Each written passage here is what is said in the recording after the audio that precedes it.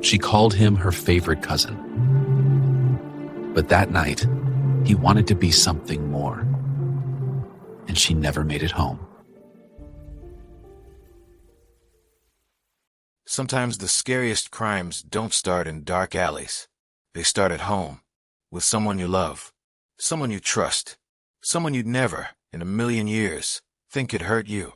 This is the story of 17-year-old Zion Foster, a bright, funny Detroit teenager whose life ended the night she trusted the wrong person, her own cousin. And the final text she ever sent? "I'm on my way home." But she never made it back. Zion lived in East Detroit with her mom and siblings. She was the kind of kid who made rooms feel lighter. Goofy, shy in a cute way, always laughing at something small. No drama, no wild party life.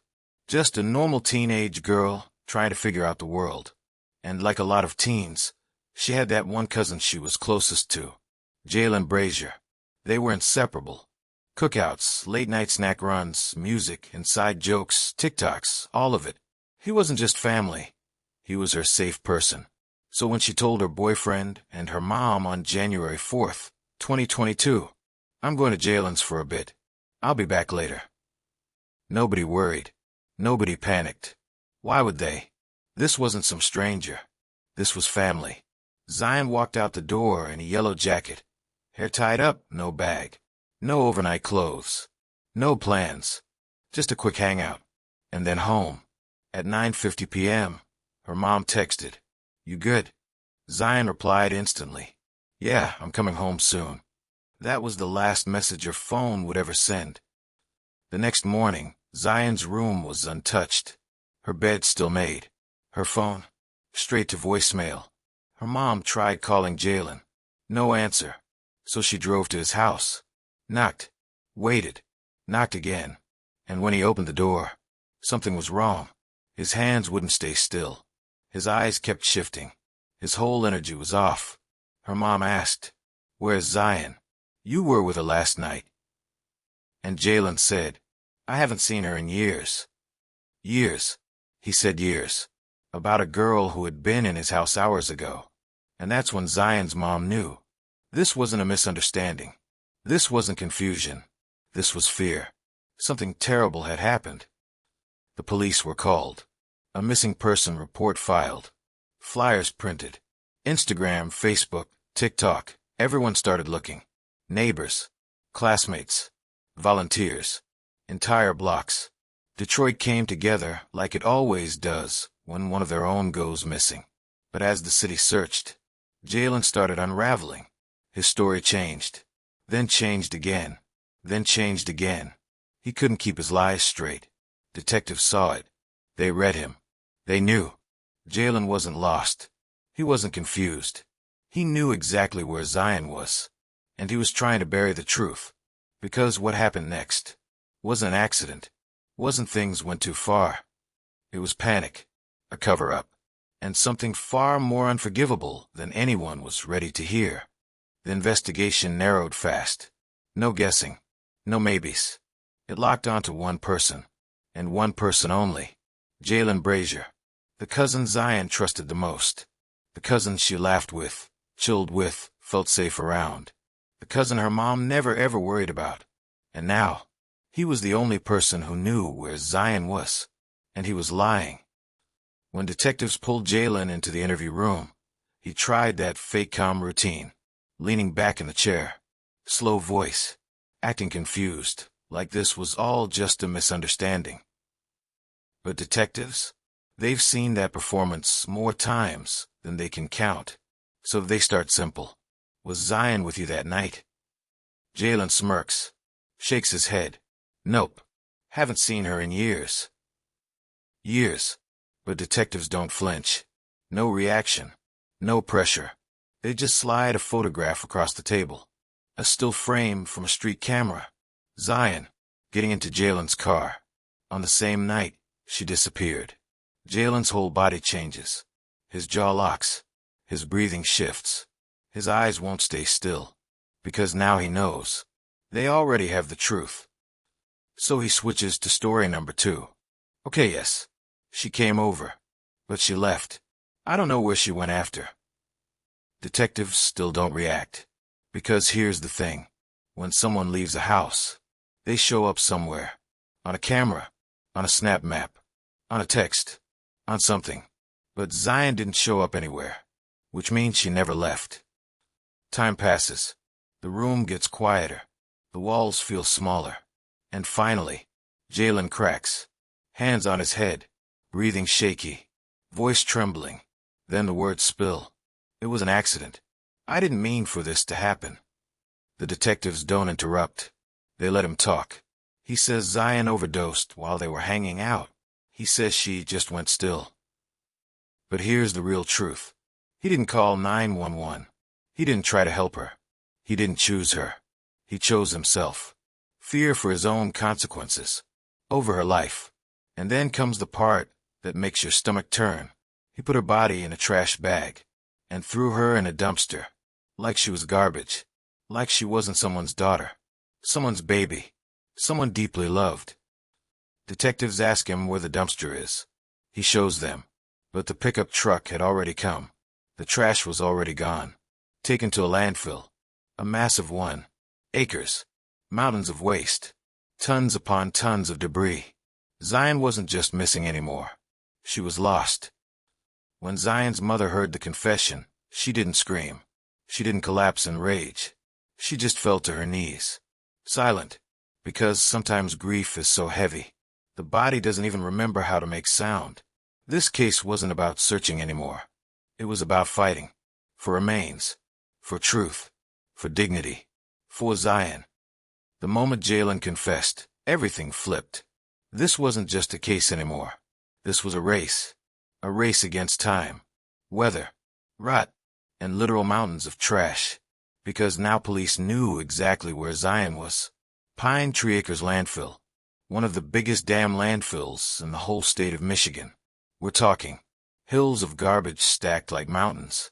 Hundreds of dump trucks rolling in every single day. Trash layered over trash, layered over more trash. Searching for her was like trying to find a single teardrop in the Atlantic. But Zion's mom, she didn't freeze. She didn't break. She didn't even pause. She said, "We're gonna bring my baby home. I don't care if it takes forever." And she meant every word. Then the search began. Detectives, landfill workers, state troopers, bulldozers, drones, hazmat suits, shovels, bare hands, 12-hour shifts, digging, sorting, lifting, praying, and the smell, the heat, the emotional weight of what they were looking for. It was hell. But this wasn't detective work anymore. This was a mother fighting the universe for her child. Meanwhile, while Zion's mother was out there in the dirt, looking for her daughter piece by piece, Jaylin was sitting in a cell. Not for murder, not for manslaughter, but for lying to police. That's it. 18 months. 18 months for tossing a girl he called family into a dumpster like she didn't matter. People snapped. News blew up. Vigils. Posters. Hashtags. Say her name, Zion Foster. Because the world saw something ugly in this. Zion never got a funeral. Never got a goodbye. She was discarded. And the system acted like the trash had more value than her life. Then came the press conference. Jaylin shows up, glasses on, head down, trying to look sorry. He goes, "I'm sorry. I didn't mean for this to happen." But those eyes? Empty. Cold. Like he was apologizing for spilling a drink. Not ruining an entire family's life. Zion's mother just stared. No tears. No screams. Just that stare you give when your soul is at war. There's a pain that goes beyond crying. Weeks pass. Search crews keep going. They find clothes, animal bones, hospital waste, furniture, metal scraps, literal everything, except Zion. And then the order came. Stop. The landfill was too unstable, too deep, too dangerous. They couldn't dig anymore. Zion couldn't be brought home. Not in the way her mother prayed for. But here's the part Jaylin didn't see coming. Zion didn't just become a case file. She became a voice, a movement, a fire, Her story refused to disappear. And when Jaylin finally walked out of prison, police were waiting. He wasn't going home. He was being arrested again. And this time, no slap on the wrist. This time, it was real. When Jaylin walked out of jail after that tiny sentence for lying, the world outside wasn't same anymore. People weren't confused. They weren't unsure. They weren't trying to see both sides. They were pissed. His name was everywhere: TikTok, Instagram, news stations, street flyers. Everybody knew him as the cousin who threw Zion away like garbage. Nobody was buying the "it was an accident" act anymore. And Zion's mom, she did not stop. Not one day. Not 1 hour. Not one breath. She stood on cameras, in council meetings, in rallies, everywhere saying, "My daughter didn't just vanish. She was taken. And the person responsible is still out here breathing." She wasn't asking. She was demanding. And the city felt it.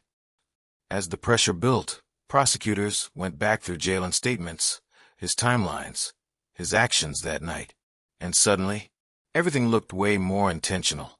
This wasn't panic. This wasn't someone scared or overwhelmed. This was calculated. The way he cleaned. The way he lied instantly. The way he dumped her body, like it was nothing. And then the evidence that changed everything. Phone data. His phone pinged. It moved. It mapped his route. And that route lined up perfectly with the dumpster location. No guesswork. No maybe. No what if. It was all right there.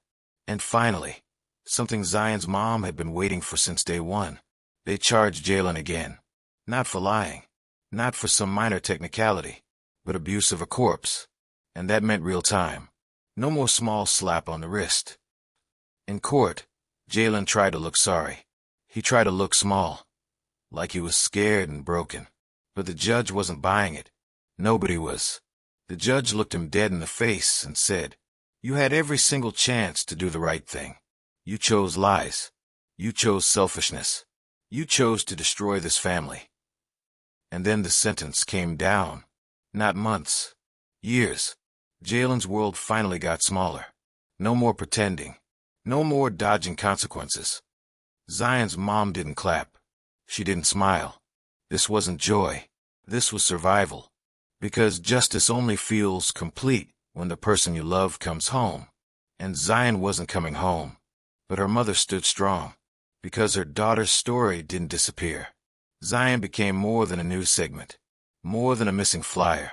More than a headline. She became a movement. A reminder that love does not quit. Truth doesn't stay buried. And no matter how someone tries to throw you away, you still matter. Always.